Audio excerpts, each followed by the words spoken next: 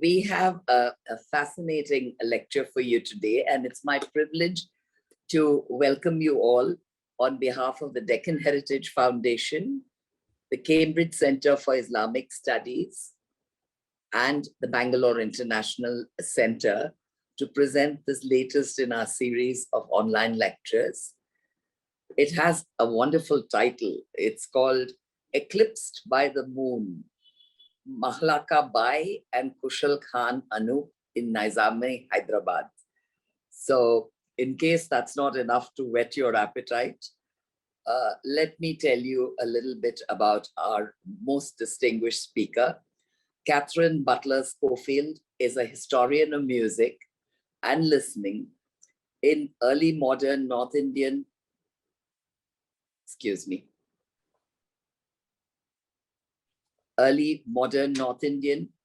North India and the Deccan, based at King's College, London. In telling stories about lives in music, she writes on sovereignty and selfhood, affection and desire, sympathy and loss, and power, worldly and strange. Her latest book, Music and Musicians in Late Mughal India, Histories of the Ephemeral, 1748 to 1858, will be out with Cambridge University Press in 2022. Her previous edited volumes are Tellings and Texts with Francesca Orsini, Open Book 2015, and Monsoon Feelings with Margaret Perno and Imke Rajamani, Niyogi 2018. Katherine, the floor is yours, and we are looking forward to a wonderful retelling of history, music, and listening, as you say. Thank you.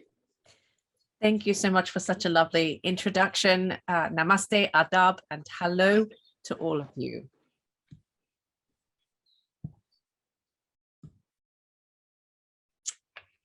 Okay.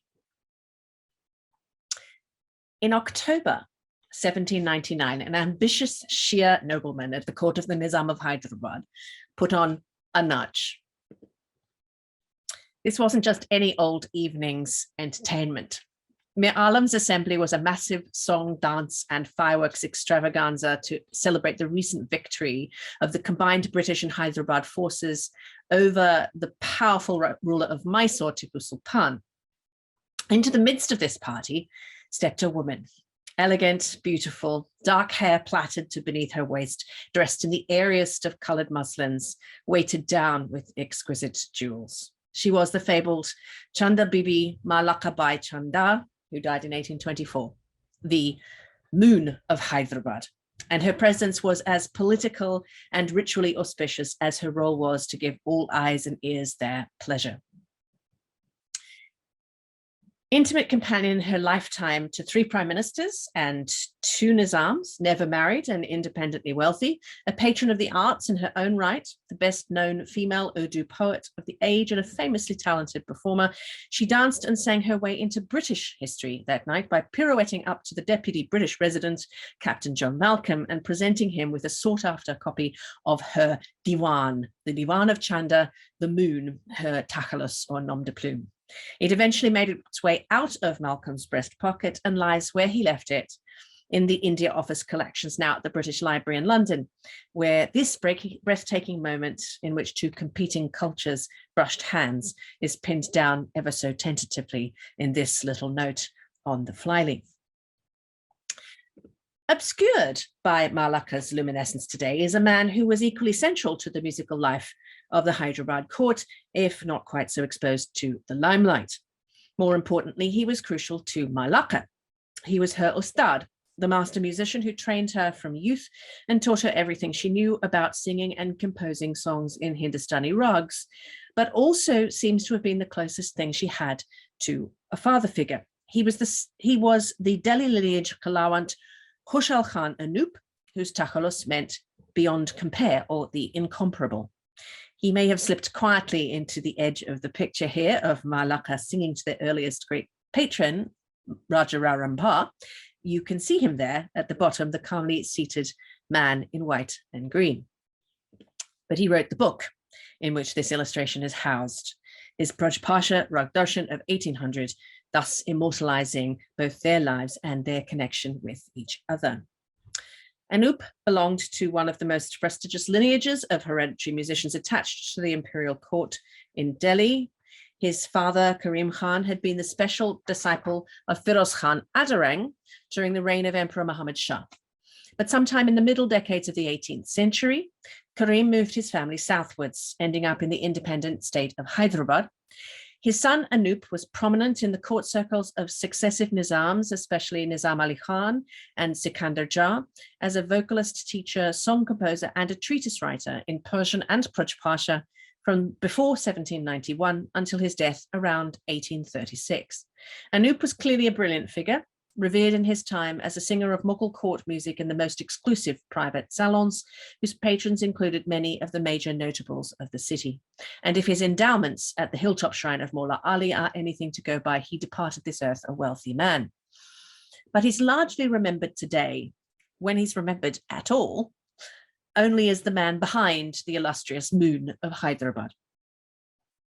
We've become used to thinking of celebrated Indian courtesans like Mahlaqa as powerful, refined, and highly literate, thanks in large part to Hindi cinema. The Mughal era image of what a courtesan was and meant to wider society has never quite faded away. But musicians like Anup explode enduring preconceptions of the hereditary male masters of Hindustani music, the Muslim ustads. Today's music histories still tell us that the ustads of North India were illiterate, or more generously, did not use writing in teaching and performance, thus rendering their historical performances and lives unrecoverable, and their music passed down to the present only by oral transmission. A major aim this evening is to demonstrate that this wasn't true. Anup was one of at least 3 members of the Delhi Kalawant lineages that just in his own lifetime, who left behind erudite, innovative, sometimes even moving and witty writings on music theory and history. These prove beyond doubt such musicians' command of Persian, Hindavi, and even Sanskrit, and their extraordinary personal knowledge of Hindustani music. So today I'm going to retell the lives of Anup, Mahlaqa, Hindustani music, and their main patrons in Nizami Hyderabad through the collective writings of Anup, a single literate musician. In doing so, I will also show how we can use what might appear to be unpromising source material to shed unexpected light on the wider life of this important successor state. I'm coaxing my stories almost entirely from Anup's 2 major works of musical writing, his music treatise, the Ragdarshan, which went through at least 3 versions in Prajpasha and Persian between 1800 and 15, and his song collection, nearly 2,000 strong, the Rag-Ragni Rozo Shab, completed 1833 to 36. Although we know a great deal more about her than him, thanks especially to Scott Kugel's landmark biography of Mahlaqa, their life stories were utterly entangled with each other's. They worked for the same series of patrons at the same times. Later in life, they lived in the same house. They both seem to have been Shia Muslims, and both are buried at the foot of the holy mountain of Maula Ali in Hyderabad, to whose shrine they were devoted. While Mahlaqa did not write on music, to our knowledge, she did write extremely accomplished song lyrics, and some of the occasion pieces she wrote in Hindavi under Anup's musical instruction are included in his Rag-Ragni. And it was for Mahlaqa's use that Anup wrote his last bilingual version of the Ragdarshan in 1815. The question I particularly want to explore then is this: what did a late Mughal master of the quintessentially ephemeral and unwritable act of performing and passing on music write when he wrote about music, and why? I'm going to begin with a brief examination of the 2 works I'll draw on. On the left is a folio from Anup's song collection, the Rag-Ragni Roza Shab, now in the Salarjung Museum, showing a page of compositions set in Ragini Kamaj. The main collection was completed on the 3rd of March, 1833, and is an exhaustive set of the elite courtly songs in the repertoire of Anup's Kalawant lineage stemming from the Mughal court in Delhi. It's a cornucopia of compositions by great names of the Mughal past like Surdas, Tansen, Baz Bahadur, Jagannath Kabirai, Sararang and Adarang especially, and many more besides. This collection represents a much earlier stage of the transmission of elite Hindustani songs than the earliest sound recordings, and the Rag Ragni is thus one of the most valuable remaining documents of its kind. And I really would urge anybody who works in Braj in Nastanic script to look at this manuscript and do a study of it. It also includes several songs written in the style and genres of the Mughal tradition that Anup himself and occasionally Mahlaqa wrote in Hyderabad to honor a number of different patrons there. The songs are in many languages. Alongside Braj, they're in Rehta, Persian, and Punjabi, and they serve to demonstrate the enormous range of Anup's literacy, linguistic ability, and astonishing powers of recall. In terms of genre, they're representative of the discrete set of pan-regional genres that at this time marked out the elite repertoire of Hindustani music from other rural, devotional, or local repertoires, while making room for new compositions designed specifically for local events. In addition to the main collection, a substantial number of devotional or praise songs were added to the margins that are frequently dated, the latest of them to October 1836. These nearly all have Shia themes and were written and performed by Anup and or Mahlaqa to mark the various festivals on the hill of Maula Ali. The Rag Ragni was patently designed for the practical use of singers who needed to find and recall an appropriate song quickly. The book's very easy to navigate with its paginated table of contents, which you see here, and is set out according to a wholly musical logic. It's organized at the top level by rags appropriate to daytime versus those appropriate to night.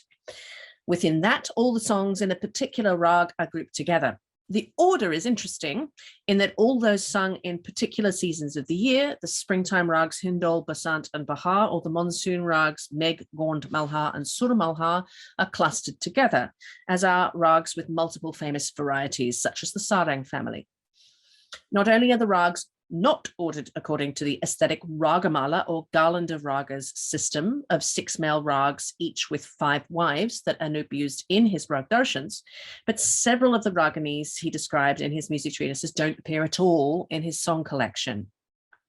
The Rag Ragni was clearly representative of the rags in current practice. Finally, Anup divided the songs in each Rag Ragni into genre sections, Drupads, Tamars, etc., historically the birthright of the Kalawants of Delhi, Horis, which are specific to the holy festival, and Khayals, Papas, etc., which traditionally belonged to the Sufi Qawwal lineages, but which were now also established repertoire within Anup's own Kandari lineage of Kalawans. We can use the songs in the Rag Ragni to tell us various stories, but here I'll mainly use Anup's collection as a trove of information about the history of his lineage, the state of Hindustani music at this point in time, the courtly musical life of Hyderabad, and especially the annual cycle of ritual events there, principally at Maula Ali, but also the spring festivals of Basant, Holi, and Nowruz, which feature heavily. Most of tonight's paintings are illustrated folios from Anup's earliest version of the Rag Darshan, held in the University of Pennsylvania. This version of his music treatise was dedicated to Anup's and Mahlaqa's early patron, the Maratha general Raja Rao Rambha Nimbalkar Jayawant Bahadur, and written in Braj in verse, widely used throughout India at this time as a pan-regional language of courtly poetry and song. This is the illustration. Whoops. I've got these out of order again. This is the illustration for the Ragini Kambavati that accompanies Anup's compact verse description or doha of her iconic form. Anup's first Rag Darshan is a fascinating landmark, not because of its very canonical contents, but because of what it is and what Anup did with it subsequently. It's a translation into Braj of the key Mughal Persian treatise on music, chapter 5 of Mirza Khan's Tuhfat al-Hind, which is circa 1675, and got an example on the right. The Tuhfat was a comprehensive manual of Indian aesthetic sciences, everything a Persian reading aspiring aficionado would need to know in order to appreciate and perhaps to compose and perform poetry and song in Braj, the language of Braj, but also the Mughal courtly register of Hindavi. The Tofat was a masterpiece of erudite scholarship with a royal provenance dating from the reign of the last powerful Mughal emperor Aurangzeb. It was inevitable that it would rapidly become a major canonical reference work for later writers. There are at least 8 copies in the British Library alone. This included Europeans such as Sir William Jones, whose heavily annotated copy of the whole Tofat is in the British Library and is a major primary source for understanding his own groundbreaking 1784 English treatise on the musical modes of the Hindus. Consciously conservative, even in its own time, Chapter 5 of the Tofat is almost entirely a digest of earlier 17th century writings on music in Sanskrit, Persian, and Brajbhasha, frequently verbatim. The Tofat's appeal to elite lovers of Hindustani music lay in its comprehensive coverage and systematic reconciliation of all the information fit to know at the Mughal court at its peak, drawn from the most authoritative works of the age. In other words, its ecumenical synthesis of Indic and Persianate streams of Hindustani musical knowledge. Its appeal also lay in its royal pedigree. It was written for Mughal Prince Muhammad Azam Shah, who died in 1707, which led to its early acceptance as a work of unimpeachable authority. But it also lay in its inclusion of a Persian prose translation of the Sangeeta Darpana's popular set of verse descriptions, dhyanas, of the 6 male rags and 30 female raganis as heroes, heroines, yoginis, and deities in the Hanuman Mat scheme. Damodar's translated dhyanas in both Persian and Brajbhasha versions were quickly dislodged from their surrounding treatises and used to caption new sets of ragamala paintings, which then proliferated wildly in the 18th century. Richard Johnson, for instance, commissioned an entire set of new ragamala paintings in Lucknow inscribed with the Tofat's descriptions. Finally, the Tofat is written in a straightforward and accessible style, making it an easy manual to use. Very early on, music lovers detached Chapter 5 from its parent volume, and it began circulating as a standalone music treatise to be studied, copied, and built upon.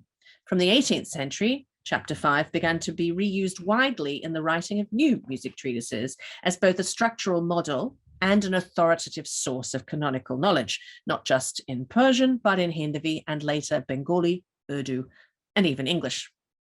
What Anup did with the Tofat was unique. He clearly owned a copy, and in his successive Rag Darshans, he reworked Chapter 5 of the Tofat at least 3 times to suit the abilities, needs, and agendas of different patrons. Firstly, he translated it into Brajbhasha verse and had it copiously illustrated with paintings for Raja Rao Rampa in 1800. Then in 1808, Anup reworked his Brajbhasha version into simplified Persian prose for Nizam Sikandar Shah at the request of Nawab Mir Alam, the Nizam's prime minister. Finally, in 1815, he produced a bilingual version for Mahlaqa that interweaved his Brajbhasha verse translation with yet another slightly different rewriting in Persian. I'm going to concentrate largely on the first and most remarkable Rag Darshan in Braj, though I will refer to the other versions. I have worked primarily with the intact copy of Anup's Brajbhasha Rag Darshan at the University of Pennsylvania, produced for Rao Rampa in April 1800, with charming but slightly inexpert illustrations made in 1804 by a forgotten minor painter, Haji Mir Ghulam Hassan. It's long been apparent that many of his illustrations were copies of paintings by major Hyderabad artists such as Rai Venkatachalam and Tajali Ali Shah. But it's recently become clear that Anup prepared an earlier copy of the entire treatise, written in a very similar hand, but with much more beautiful illustrations. Several detached folios depicting rags and raganis, complete with the correct dohas, came up for sale at Sotheby's in 2013. It's likely to be the original. On the left is the Night Ragni, Kampavati, in the University of Pennsylvania copy. In the classic Ragmala iconography, on the right, Kampavati is usually shown as the god Brahma being worshipped by a female attendant. But Ghulam Hassan's image was instead created to match the more courtly scenario presented in the Tofat al-Hind. Here, Brahma is replaced by a beautiful lady enjoying the company of her friends who sing beautifully. Night and day, she is joyful and busy experiencing the full richness of the sights and sounds of music and dance. This is simplified in Anup's 1808 Persian translation as a very beautiful lady in a red sari and green angia sitting in the seat of honor face to face with her dancing wives. This is an icon of Kambhavati from what is patently the earlier copy of Anup's Rag Darshan for Rao Ramba. Not only are the visual similarities with the previous obvious, it's captioned with Anup's dohas describing Kambhavati exactly as in the University of Pennsylvania copy. There's no section for Ragini Kambhavati in Anup's song collection, but there is for Kambhavati's close relative, Kamaj, in which Anup wrote the following khayal. Today's bliss spreads through the abstinent heart, meeting the one whose love for Ali is beyond compare, i.e. Anup. By the full moon, i.e. Chanda, all hearts pause before beautiful Rao Rampa. If we combine the iconic with the sonic, as is the whole point of the rag, this painting takes on a whole new resonance. Look at the moon. Rao Rampa was one of Mahlaqa Bai's earliest patrons. He's remembered today for his devoted love for her, and named pictures of Mahlaqa are everywhere in Anup's treatise for Rao Rampa. This strongly suggests that Kambhavati is in fact a painting of Mahlaqa, perhaps seated in the garden of her house with her atelier of trainee courtesans before her. But this rendition is much more than mere narrative record. A world meets in Kambhavati Kamaj. The saintly presence of Ali, to whom Mahlaqa and Anup were devoted, the worldly blessing of Rao Rampa, Mahlaqa's luminescence and Anup's knowledge as the man behind the moon, the Mughal heritage of the author and the canonical treatise he was translating, the Maratha heritage of its new patron, the Nizami heritage of the painters, the long journeys they'd all taken to end up in this single space of Hyderabad, all wrapped up in a musical mode, a page in a music treatise, watched over by Hazrat Ali and the auspicious light of the illustrious moon. The whole world of Nizami Hyderabad and the tiny world of Anup, Mahlaqa and Rao Rampa within it is here in the treatise Anup first composed for Rao Rampa. I'll now turn to their lives as they unfold within his various acts of writing, beginning with what we can piece together of Anup's life before sketching Mahlaqa's rather better known story. And then I'll turn again to Anup's work to consider what they tell us about the life of music amongst Hyderabad's most prominent players at the turn of the 19th century. While their names are now inseparable from our image of Hyderabad, both Khushhal Khan Anup and Mahlaqa Bai Chanda were second-generation migrants to the Deccan from North India. Their presence at the court of Hyderabad in the late 18th century was due to what Anup referred to broadly as the changing fortunes of the time in Inqilab and the collapse of the Sultanate. The demographic upheaval in the Mughal heartlands caused by the series of invasions and pitched battles between the Mughals, Marathas, Afghans, Rohillas, British, and others that marred the middle decades of the 18th century. This led to a major shift of talented and able people out of their original homelands in the north in search of more settled and prosperous places to live and work. Among migrants who came south to Hyderabad were a privileged and well-connected Delhi hereditary musician from the central imperial lineage named Karim Khan, Anup's father, and an abandoned daughter turned courtesan from Ahmedabad in Gujarat, whose name was Raj Kunwar Bai, Mahlaqa's mother.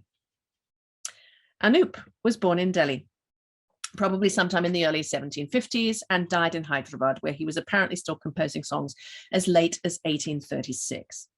The carefully curated snippets of autobiography Anup presented in his Rag Darshans root the court music of Nizami Hyderabad circa 1800 firmly back in the soil of Mughal Delhi at its peak. His genealogical imagination was firmly Delhi-centric, even while overtly honoring his later Hyderabad location, as if he saw his life's work to be recreating through music imperial court culture at the breakaway court of Hyderabad. Anup traced his blood and musical descent from the two most important intermarried lineages of Mughal imperial ghalawants, those of the greatest Hindustani musicians of all time, Tansen of Akbar's court in the 16th century and Niamat Khan Sadarang of Muhammad Shah's.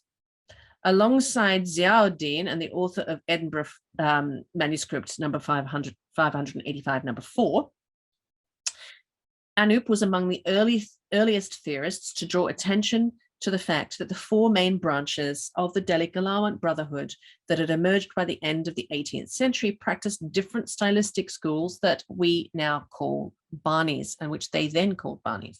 He wrote, "The term for each of these is Gut, class, family, lineage, which means aqwam. That is to say, there are numerous branches and sub-branches of Kalawans. Each of these has an originator who had a fresh style and who was the progenitor of a large stylistic school. Premier among them is the line of Mian Tansen."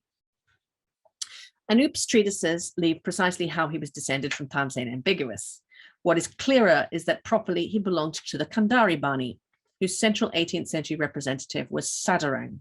According to Anup, the founder of his own family line, his great-great-grandfather Mian Kunhi Khan, belonged to the Kandari branch.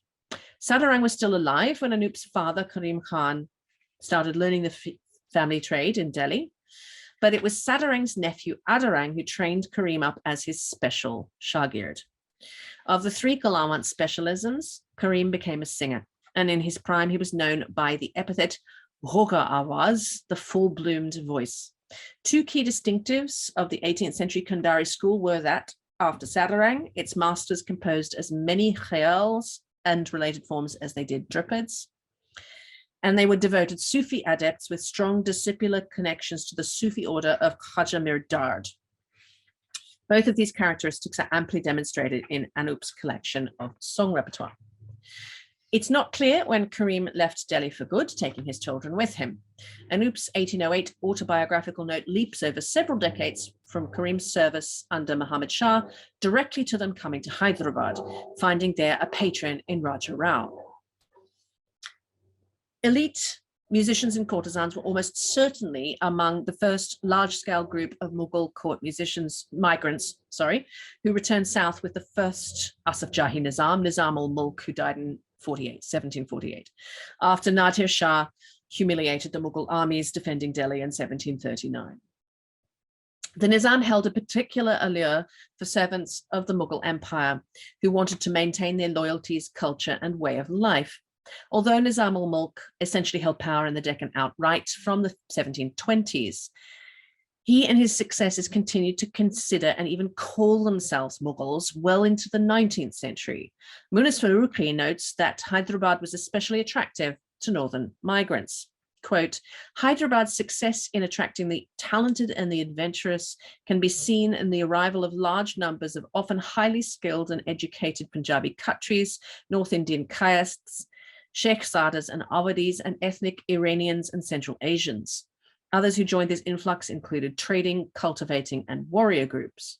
When Nizam ul-Mulk marched back to the Deccan after a 2-year stint in Delhi between 1738 and 1740, he returned with thousands of administrators, religious scholars, intellectuals, military men, and master craftsmen in tow," unquote.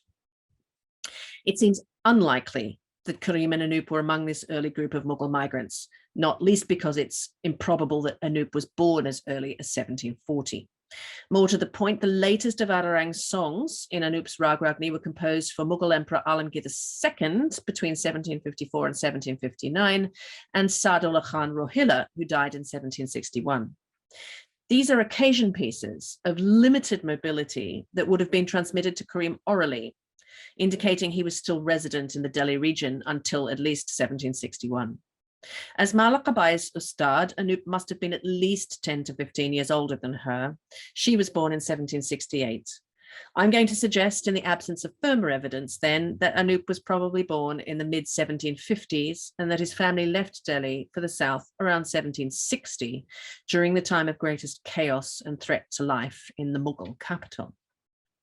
Anup's 1815 account suggests that Karim and his family, including his brothers and his sons, Anup and Raza Khan, left Delhi for the Deccan and eventually found their way to Hyderabad sometime before 1791 when Karim died. They found Hyderabad particularly hospitable, full of appreciative, well-educated and financially generous patrons of all backgrounds. The first to take Karim and Anup under his wing was Rao Rampa, the man who was also probably Mahlaqa's first patron. Karim's and Anup's passport into elite Hyderabadi circles, the authoritative proof that they were who they said they were, was the exclusive musical property they carried with them in their bodies from Delhi. Their ability to remember and reproduce multiple rags and thousands of songs composed by their ancestors at the Mughal court.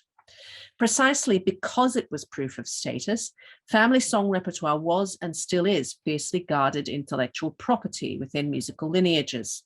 Anup's enormous song collection thus adds significant empirical weight to his claims that he and his father were indeed members of the prestigious Kandari lineage come down from Mughal Delhi. In contrast, the details of Mahlaqa Bai's family heritage are rather less verifiable, even though she dictated them herself to her biographer, Ghulam Hussain Johar, in 1814. Unlike Anup, Mahlaqa was born in Hyderabad in 1768 as Chanda Bibi, to a Sayyida turned courtesan married late in life to a Hyderabadi nobleman. Mahlaqa claimed her maternal grandparents were Sayyids and therefore of high social status. According to Ghulam Hussain, her grandfather was a Mughal administrator in Ahmedabad in Gujarat during the reign of Muhammad Shah.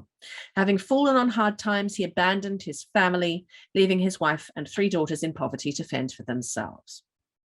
Resourcefully and somewhat unusually, Mahlaqa's chaste grandmother and her daughters joined a troupe of bhagats, performing artists, who served the minor Rajput court of Deolia near Ajmer. Kugel suggests this was the community of traveling male performers, otherwise called bhans or naqals, notorious for mimicry and satire, as well as the attractive singing, dancing, and seductive wiles of their cross-dressing dancing boys, who were often taken as lovers by elite men. However, the description he translates from Ghulam Hussain suggests to me these bhagats were instead bhagtans, the type of much higher status and ritually auspicious female courtesans, often Muslim, employed at Rajput courts to perform for religious and state ceremonies and to train women of the zanana in music and dance. This seems considerably more likely. Either way, this particular troupe undertook to train Mahlaqa's mother, Mirabai, and aunts in singing and dancing and took them with them from Rajasthan to the Deccan. Eventually, at Burhanpur, the 3 sisters met up with the army of Nizam al-Mulk and became camp followers. Mirabai especially became famous amongst the Nizam's courtiers, and by the time they reached Aurangabad, according to Kugel, the whole family changed their names, adopting stage names befitting royal courtesans. Late in life, having settled in Hyderabad, Mirabai, now entitled Raj Kunwar Bai, married a nobleman and gave birth to the girl who became Mahlaqa Bai Chanda. Mahlaqa was raised and trained in the household of her eldest half-sister, Mahtab, also a courtesan who had become the second wife of Nizam Ali Khan's Prime Minister of the day, Rukn-ud-Dawla. Although traditionally elite courtesans did not marry, and Mahlaqa did not, being a successful courtesan in Hyderabad clearly was not a barrier to marriage into the nobility, and perhaps even acted as a passport into it. After marriage, Mahlaqa's mother continued close ties with several of Hyderabad's most powerful and notable people. These men, some of whose portraits also appear in Anup's Ragdarshan, seem to have taken a close interest in Mahlaqa's upbringing. The poet and painter Tajali Ali Shah, the next prime minister and Hyderabad's most powerful man, Aristoja, and his protege and rival Nawab Mir Alam, the prime minister after Aristoja. Mir Alam claimed he first fell in love with Mahlaqa as a young man when he was her Persian teacher. She learned Urdu poetry with Tajali Ali and his senior disciple, Muhammad Sher Khan Iman. Given the matrilineal nature of courtesan training, she almost certainly learned to dance from her sister or possibly her mother, but she also had some training with a naqal known as Pana. Crucially for our story, it was also in this setting that Mahlaqa first entered into her lifelong connection with Anup. He trained her in the Kandari lineage of Mughal court music, including the arts of singing and composing songs in North Indian rags. It was from Anup that Mahlaqa learned to set her famous ghazals to the most suitable rags and tals, how to compose khayals, pappas, horis, and occasion pieces, jashans, in Drupad form, and how to sing all of them tastefully and well with her accompanying musicians. I'm going to suggest that it was, in fact, with Anup that Mahlaqa enjoyed her most enduring and significant relationship. We can't know its exact nature because we don't have enough information. But right from this early formative moment until her death in 1824-5, Anup and Mahlaqa worked for the same patrons at the same points in time and lived together in her mansion at Nampally, where he continued to advise her and to train her many female proteges. Perhaps, as an ustad should be, he was a trusted and beloved father figure to a woman for whom all other men were ultimately only available to be manipulated for wealth and preferment. Between the 1780s and 1820s, Mahlaqa and Anup worked within the rarefied circles of Hyderabad's top nobility for several overlapping patrons: 2 Sunni Nizams, 2 Shia prime ministers of Iranian extraction, a Maratha Hindu general, and a North Indian Hindu finance minister. Neither musician appears to have been on an exclusive retainer with a single patron at any point. The list of their principal shared patrons indicates the extent to which elite members of the main competing factions in southern India at this time, the Marathas, the Mughal successor states, and the British, had come to a level of cultural and political accommodation at the Nizam's court. Present-day identity politics do not map well onto this historical situation. While a Hindu Maratha like Rao Rampa could serve the Nizam with loyalty and love to the extent of celebrating Muslim festivals with personal fervor, the 2 patrons who hated each other the most, Aristujar and Mir Alam, were both aristocratic Iranians by heritage and Shia by religion. Nor did friendships or tensions between patrons appear to dictate whom Mahlaqa and Anup were able to work for. This suggests that their esteem was so high that patrons were forced to compete for their attentions and not the other way round. Khushhal has suggested that Aristujar groomed Mahlaqa from childhood to get her into Nizam Ali Khan's permanent household as part of a political strategy to influence him through female companions. We know Aristujar deployed related tactics to devastating effect in the tragic saga narrated by William Dalrymple of noblewoman Khairunissa's romantic relationship with the British resident James Kirkpatrick between 1799 and 1805. Aristujar was probably a pivotal patron for Mahlaqa in that, as prime minister from the time she was 7 years old, he was a powerful advocate for her at the Nizam's court. Nizam Ali Khan did indeed take her up as a companion in the mid-1780s when she was about 15, and she remained a favorite until he died in 1803. Mahlaqa accompanied the Nizam hunting and on military campaigns and sang and danced as a star performer in his private parties and on public occasions, which were as much political as they were entertainment. After her particularly stunning performance at Nowruz in 1802, aged 34 and in her prime, she was given the formal court title Mahlaqa Bai, Lady Mooncheek. The Nizam ennobled her and endowed her with sufficient lands to make her wealthy for life. But the entire time she was working for Nizam Ali Khan and Aristujar, she and her beloved music teacher were also being patronized by the Maratha general Raja Rao Rampa. Indeed, Mahlaqa's biography and Anup's first 2 Rag Darshans indicate that Rao Rampa was for both of them their first highly ranked patron. Rao Rampa belonged to the Maratha Nimbalkar dynasty, who were relatives of the ruling Bhosle family in Pune. Rao Rampa's grandfather had a history of distinguished service to the Mughals, and Rao Rampa himself was widely admired even by the British for his military skills, astonishing bravery, and loyalty to the Nizams and the company's interests, and especially for his conspicuous valor fighting against Tipu Sultan. Rao Rampa was famously in love with Mahlaqa. Taken as a whole, I would argue Anup's production of his first Rag Darshan is designed to celebrate the union of patron and musician in a very specific historical context, down to the unusual choice to compose it in Braj Pasha, the high vernacular of the Mughal court, but also of the Hindu god Krishna. Many of the paintings celebrate Mahlaqa's intimacy with Rao Rampa, but also her prowess in the context of Rao Rampa's mastery of the Mughal courtly arts of pen and sword. In a sequence of paintings, Rao Rampa studies poetry with Iman, who was also Mahlaqa's teacher, at the same time as his animal keeper feeds his pet tigers. He selects a choice pair of captive birds. He flies pigeons with his bird keeper. He examines a beautiful new stallion, and he goes hawking on horseback. This last painting is, I think, particularly important. Firstly, Rao Rampa was famous for his love of horses, and Mahlaqa is known to have brought horses back from her expeditions with the Nizam as a present, especially for him, including one instance around this very time. It's also quite obviously an homage to the iconic paintings of Mahlaqa Bai Chanda Bibi's illustrious historical namesake, Chand Bibi, the famous warrior queen of the 16th century Deccan, hunting with hawks. And it incorporates a subtle element taken from Venkat Chalam's paintings of Mahlaqa going hunting with the Nizam, the bullock cart carrying cheetahs. Through this rich intermediality, the two of them, patron and courtesan, are joined together here in a heavily symbol-laden image. But all three of them, Anup, Mahlaqa, and Rao Rampa, are also made intimate through the gentler courtly arts as well. In the opening of the Rag Darshan, we see Mahlaqa singing to Rao Rampa and Anup presenting his book to his patron.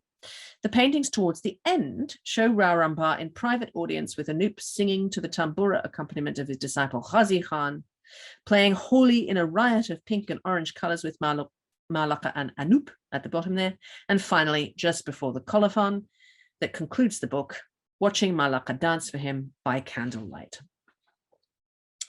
Both Mahlaqa and Anup long outlived these early patrons. Nizam Ali Khan died in 1803, Aristoja shortly afterwards in 1804, and Rao Rampa likewise. The deaths of these powerful old men mark the definitive end of an era and the beginning of a more British-leaning dispensation in Hyderabad.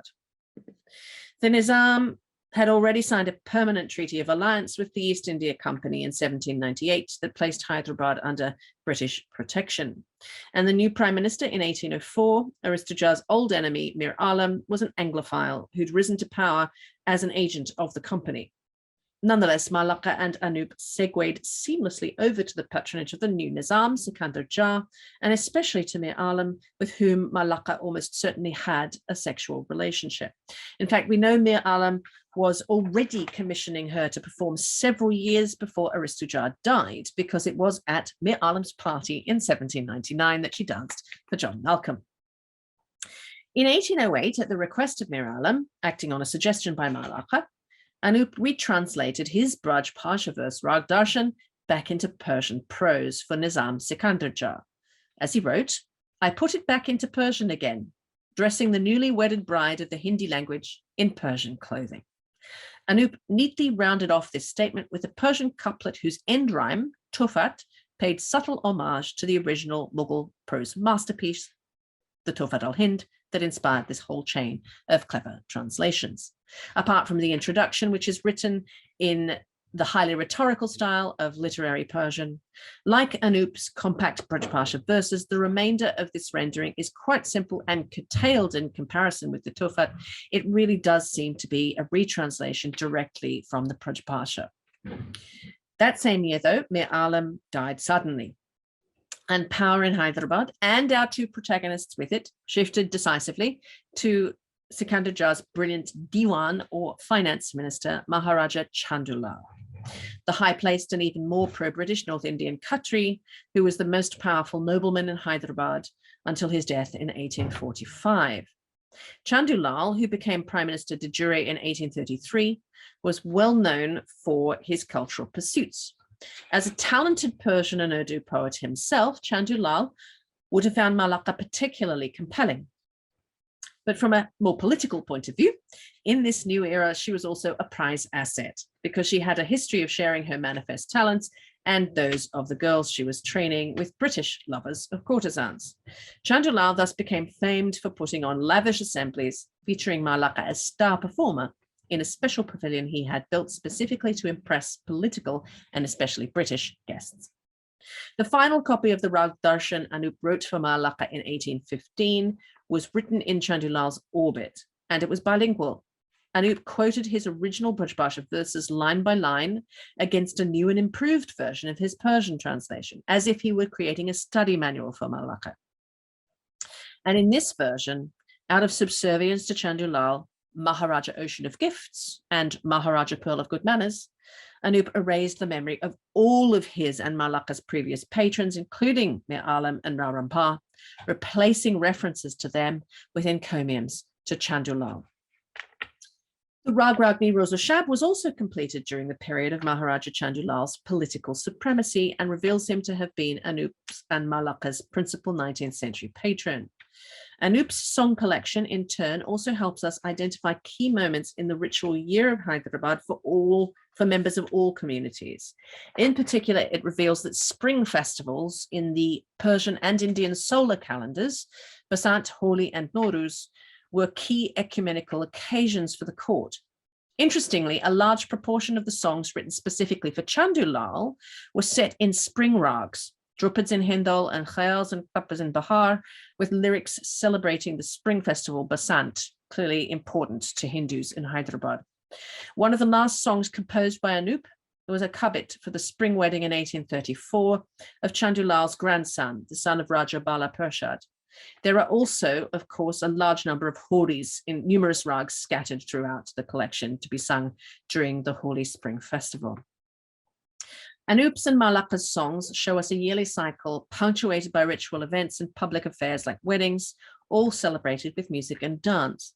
The main insight their lyrics give us into the annual life of Hyderabad in the early 19th century, though, concerns the Shia ritual year. As Scott Kugel has demonstrated,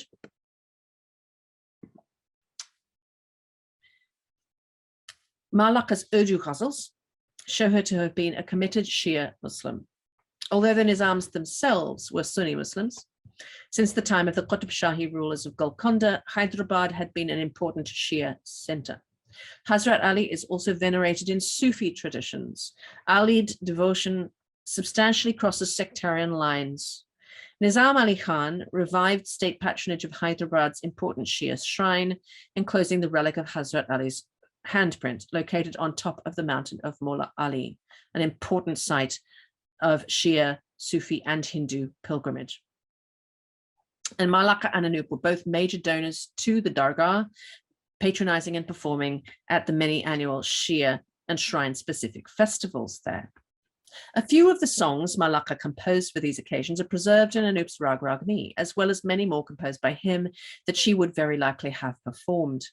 The mostly Shia songs in the margins, many of them dated, and also in the occasion piece sections of Anup's song collection, help us to reconstruct the rhythms of the Islamic ritual year, for which musicians like Anup and Mahlaqa wrote new songs annually, except for the all-important 10 days of Muharram, for which no songs were ever composed.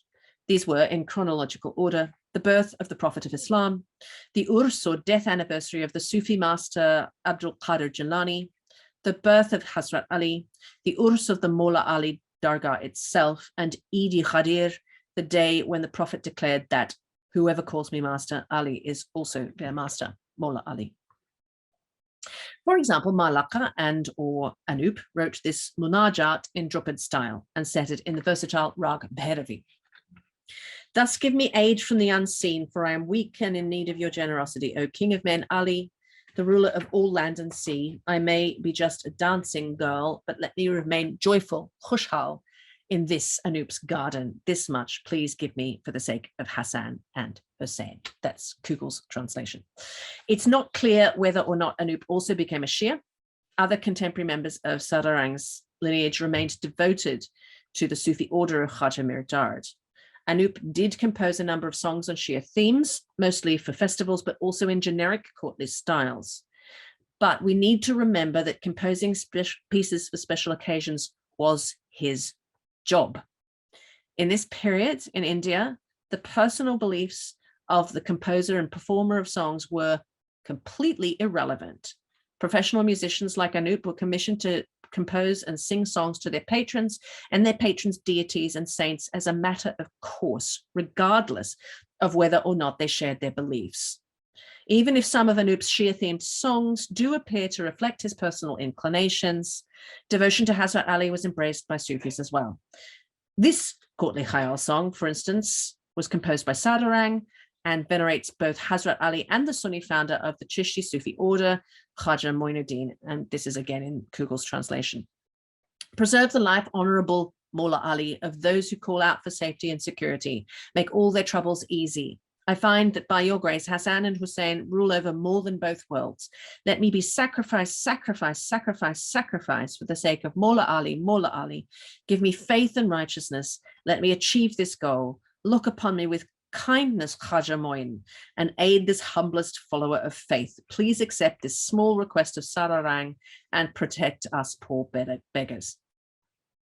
It wouldn't have been necessary for Anup to convert in order to express his devotion to Hazrat Ali to the extraordinary extent that he did. Without Mahlaqa's and Anup's personal patronage and that of several of their patrons, the hill of Mawla Ali would look very different today.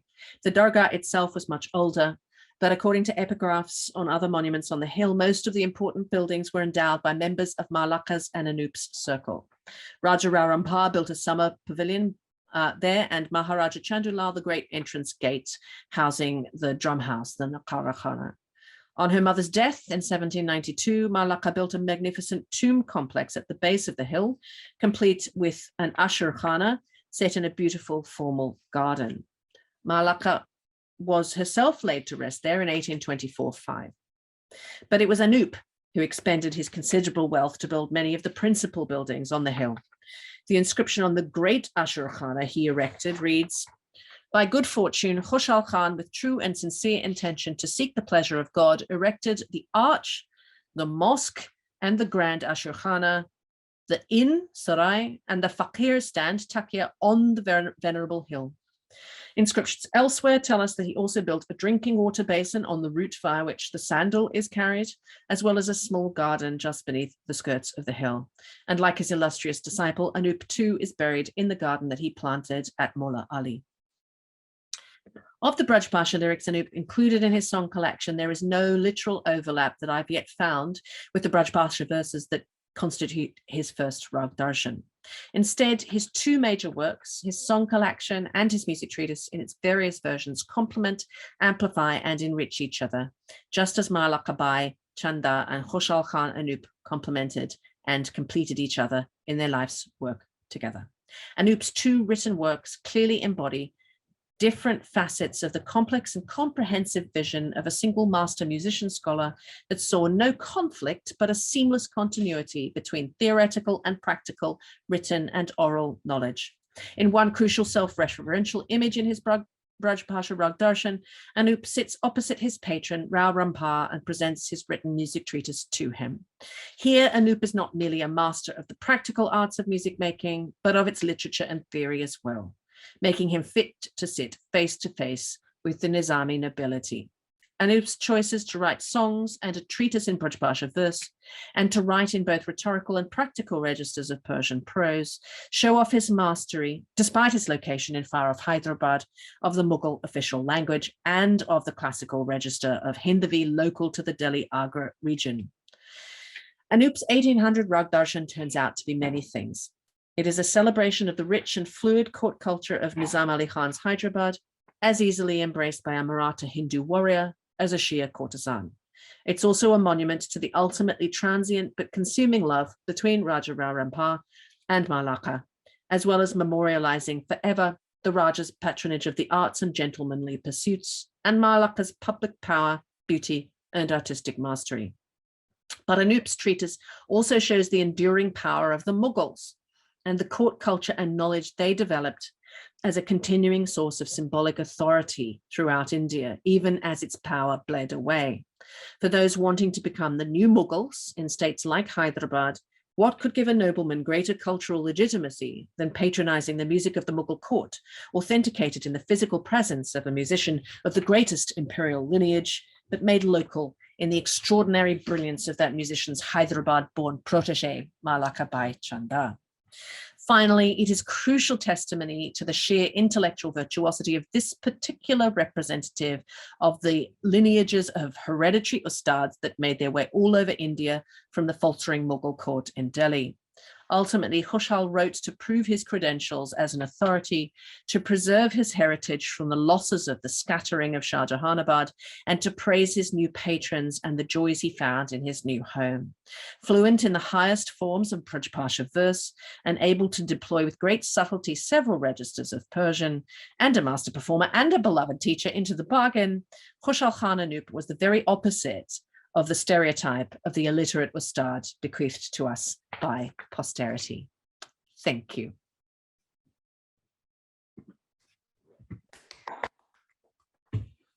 Really well done, Catherine. That was a masterful narrative of, this history. And, just as in your writing and your presentations, you just are such a good storyteller. So it was really beautiful to listen to.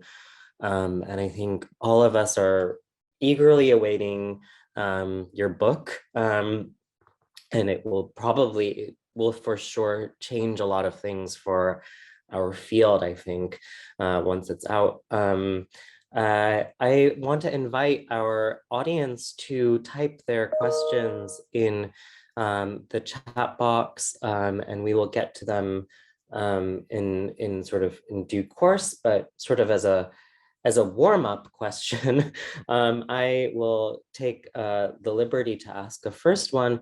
The story of Mahlaqa and Khushhal is such a micro story that you're able to get such really vivid glimpses into their lives. And so I want to know what you, as both a music historian and a historian more broadly, how did the very specific things that you're able to take out of this narrative, what are their implications for earlier periods? Or what are their implications for, understanding the transmission of musical knowledge more broadly?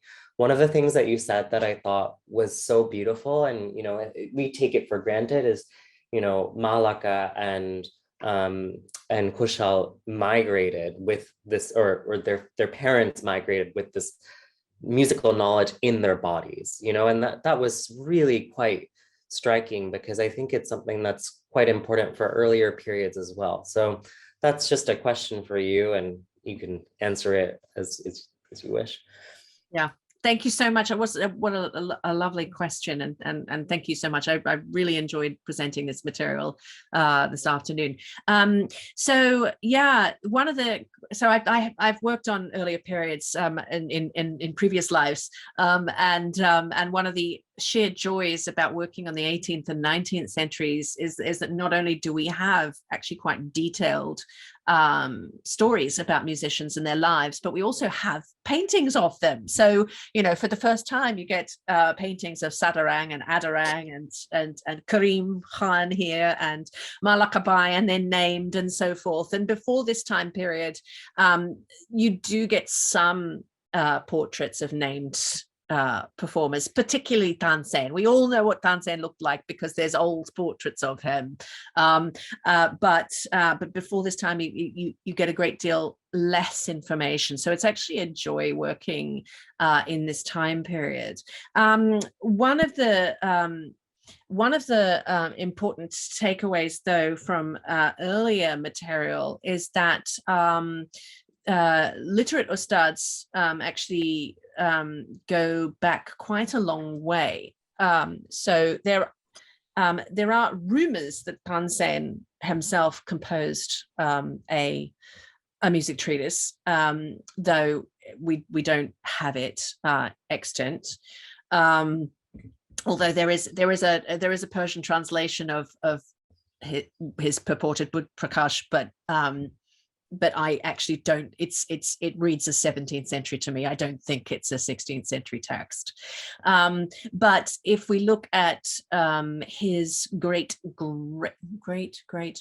grandson, Rasparas Khan Kalawant, who was writing in 1698,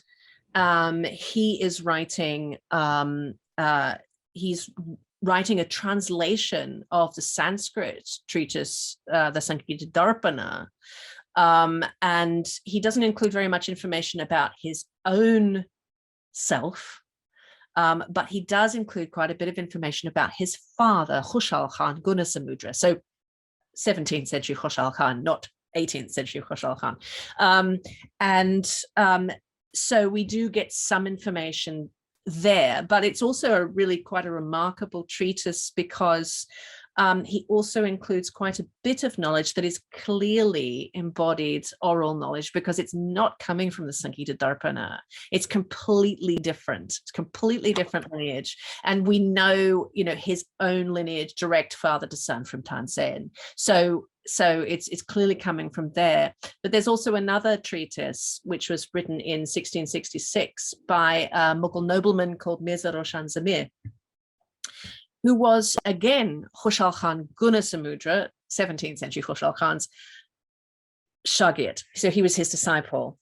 And this is an incredibly fine translation of Ahobala Sangeeta Parijata, Sanskrit treatise, where he does a line by line, shloka by shloka, literal translation. And then he does a paraphrase translation, and then he does a commentary, and then he includes a doha in Hindavi, which sounds to me like mnemonics that he's been taught orally by Khushhal Khan, his ustad. So you actually get some of this embodied knowledge in that material, which is really amazing. But yes, I mean that's probably enough of an answer. Just to say that it's the closer you get to the sort of 19th century, the more stories about actual musicians and the more paintings of them and so on that we have, thankfully. Yeah. Now the questions are rolling in. There are lots of words of congratulations to you, and which I will re-echo. I think one of the strands of questions that Renu Parekh and Annapurna Garimella have asked is about a gharana in Hyderabad. Is there a sense of it being established, or is it simply a peripheral one to the North Indian one, or how does that play out in terms of this narrative that you've cast for us? Yeah, this is a really, really good question. And I have to say that my primary focus of research has not before been Hyderabad. This is actually the only work I've done in Hyderabad. So Khushhal Khan Anup did have a son or disciple called Ghazi Khan, who does appear in this treatise, and who, I guess would have been born in the late 18th century, so probably, sort of lived through to the 1850s. And of course, the great Tanras Khan of the Qawwal Bache Gharana in Delhi also comes down to Hyderabad after the uprising. What I don't know is what happened to the descendants of Ghazi Khan and at in Nizami Hyderabad, and that would be an amazing piece of research for somebody to do, especially as we have the Arbabi Nishat records for Nizami Hyderabad from the late 19th century. So they're in the state archives. They're in absolutely horrible Shikasta, but they're in Urdu.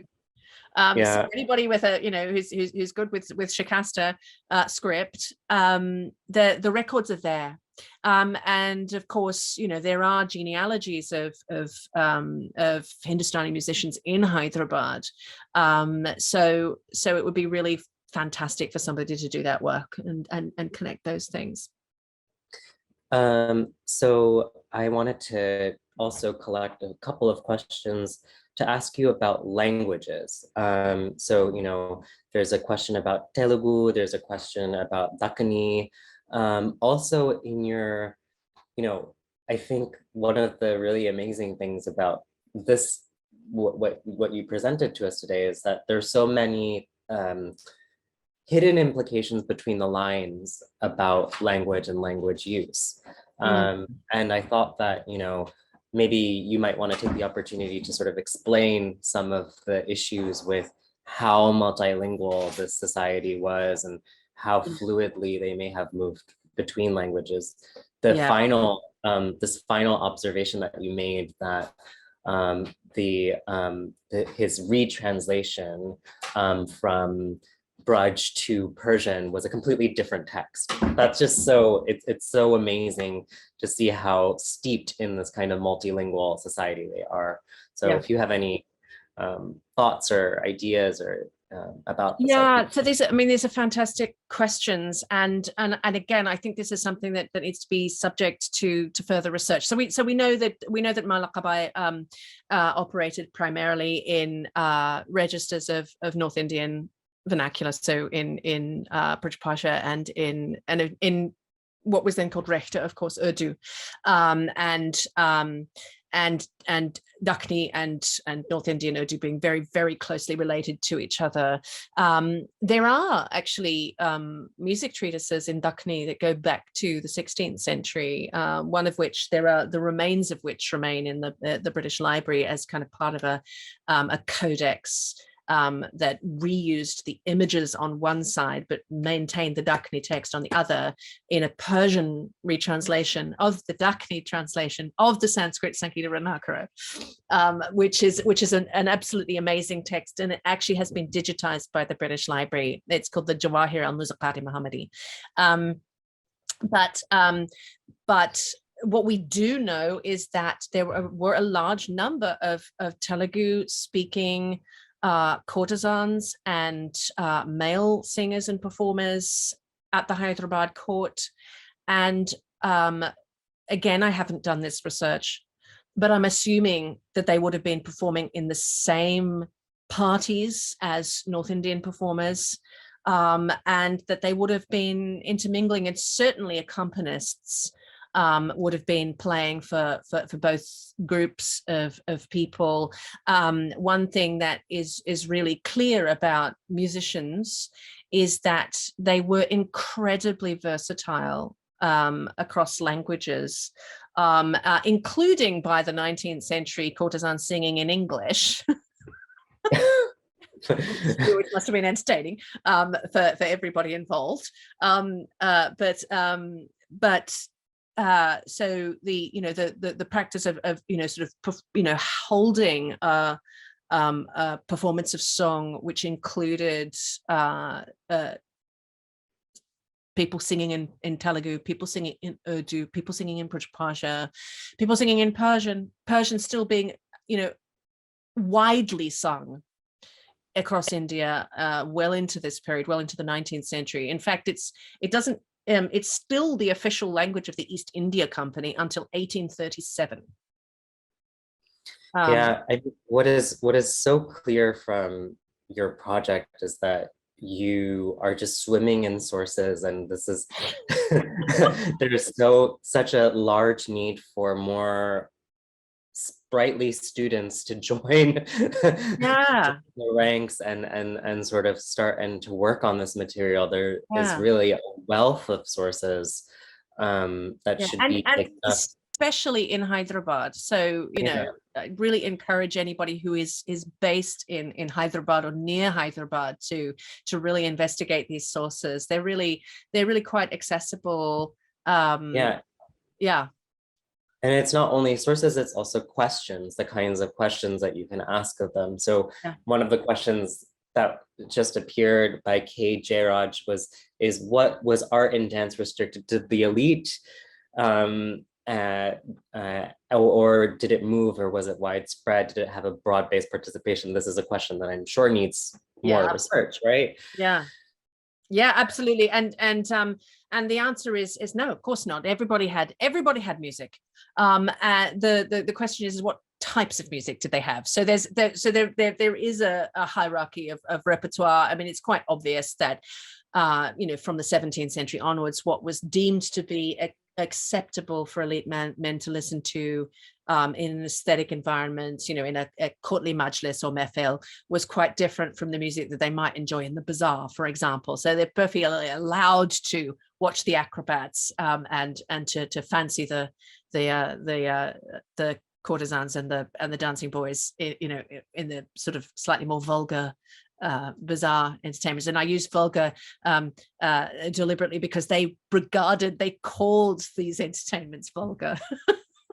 So, but of course they were watching them, and of course they were listening to them, and in some cases some of this repertoire actually did enter the courts when people were being a little bit naughty, but also these are really commonly enjoyed by all sorts of people.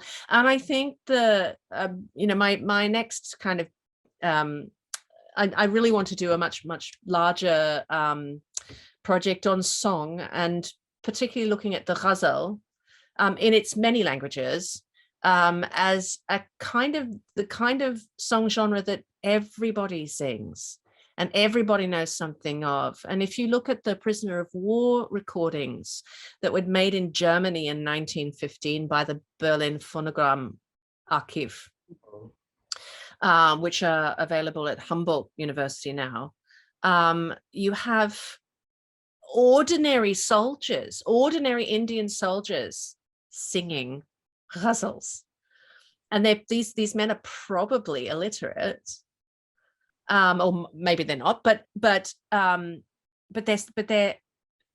ghazal kind of is one of these song genres that kind of transcends all classes, which is fascinating, and it's definitely something that requires more research, for sure. So I wanted to take the opportunity to plug Dr. Schofield's podcasts. If you're interested in learning more, they're available on iTunes, and there's a fantastic blog on the British Library blogs that go along with them. And these are certainly sort of gateway drugs to learning more about Hindustani classical music for a broader public. So that's one thing, that's one resource out there for some of our public audience, especially in India. And the other thing is, I will close with one final question that is quite a sweet question, is from Renu Park, that asks, have you learned Hindustani music? Your insights into rag and raginis are amazing. Oh, thank you. Yes, I did. So I myself haven't ustad. I studied khayal for 5 years while I was doing my PhD, which is like saying I did grade 1 violin. So I wouldn't dare sing in public, and I've kept up my interest in rag and learning more about rag through listening. So I felt that because I was doing a historical project for my PhD 20 years ago, that it was very, very important for me as a musician. So I trained as a violin and viola player. That I went to conservatoire. So that's my background as a musician, and I sang jazz and folk music and stuff. I felt that it was really important to get inside the rag and really understand from the inside how the rags work. And so I deliberately learned in the traditional manner, without any notation, without any recording, purely singing back to my ustad what he sang to me. And that was a revelatory practice for me, and I'm hoping to go back and do that, because I'm now embarking on a kind of a, I don't even know if I want to call it a project, but I'm going to learn to sing the Persian and the Urdu ghazal. So that's what I'm going to be doing when I finish the book. I think it's suffice to say that this is really a magisterial project, and it was really a beautiful lecture. Thank you so much, Katherine, for this. So please join me in thanking Dr. Katherine Butler Schofield for her fantastic lecture. And we look forward to more research as it comes out at a trickle pace. And our next event will be on May 20th, and we are going back in time, and the title is The Veerashevas, Lingayats of 12th century Karnataka, Conflict, Transformation, and the Genesis of a New Creed. And it will be delivered by Tiziana Lorenzetti from the International Institute of South Asian Studies in Rome on May 20th at 1 p.m. So we'll see you in a couple weeks. This lecture sort of goes together with the lecture the following week by Professor Julia A.B. Hegewald on reflections of Jaina and Virashaiva interactions in the art and architecture of Karnataka. So we really enjoy seeing our audiences and the continuity from from looking at later material, more Islamicate material, to Hindu and Jain material. So it's great that a lot of you show up for both of those lectures. So so see you soon, and thank you very much. Thank you, Dr. Schofield. Bye.